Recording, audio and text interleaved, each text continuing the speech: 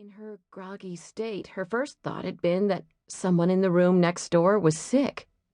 But quickly following those moans had been a second person's moans, and then came the panting and the wall banging and the hollering, and then that part that sounded suspiciously like a butt cheek being spanked, and somewhere around that point she had clued into the true goings-on of room 1308. Whamma, whamma, whamma, whamma, whamma, whamma.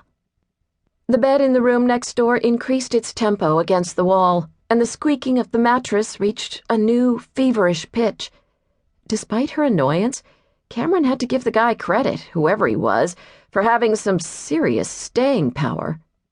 Perhaps it was one of those Viagra situations, she mused. She had heard somewhere that one little pill could get a man up and running for over 4 hours. She yanked the pillow off her head and peered through the darkness at the clock on the nightstand next to the bed. 3:17. If she had to endure another 2 hours and 15 minutes of this stuff, she just might have to kill someone, starting with the front desk clerk who had put her in this room in the first place. Weren't hotels supposed to skip the 13th floor anyway? Right now, she was wishing she was a more superstitious person and had asked to be assigned another room. In fact, right now, she was wishing she'd never come up with the whole weekend getaway idea and instead had just spent the night at Colin's or Amy's. At least then she'd be asleep instead of listening to the cacophonous symphony of grunting and squealing. Oh yes, the girl was actually squealing now. That was the current soundtrack of her life. Plus, Colin made a mean cheddar and tomato egg white omelet that, while likely not quite the equivalent of the delicacies one might find at the Peninsula Buffet, would have reminded her why she'd made it a general habit to let him do all the cooking when the three of them lived together their senior year of college. Wee whamma whamma bam! Wee whamma whamma bam! Cameron sat up in bed and looked at the phone on the nightstand. She didn't want to be that kind of guest that complained about every little blemish in the hotel's 5-star service. But the noise from the room next door had been going on for a long time now, and at a certain point, she felt as though she was entitled to some sleep in her nearly $400 per night room.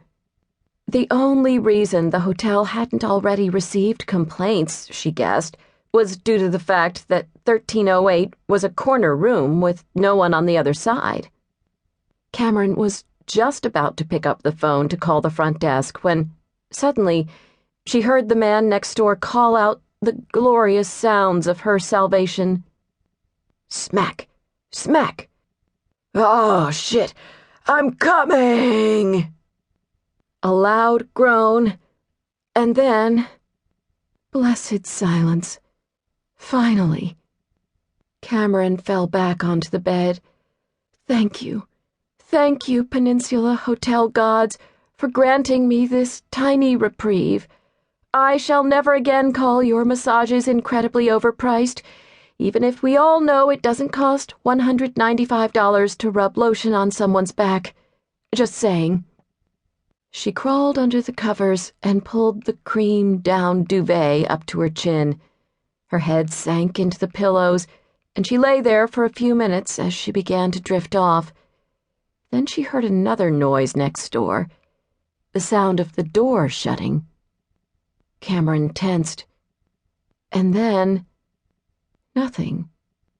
All remained blissfully still and silent, and her final thought before she fell asleep was on the significance of the sound of the door shutting. She had a sneaking suspicion that somebody had just received a 5-star booty call. Bam! Cameron shot up in bed, the sound from next door waking her right out of her sleep. She heard muffled squealing, and the bed slammed against the wall again, harder and louder than ever, as if its occupants were really going at it this time. She looked at the clock. 4:08. She'd been given a whopping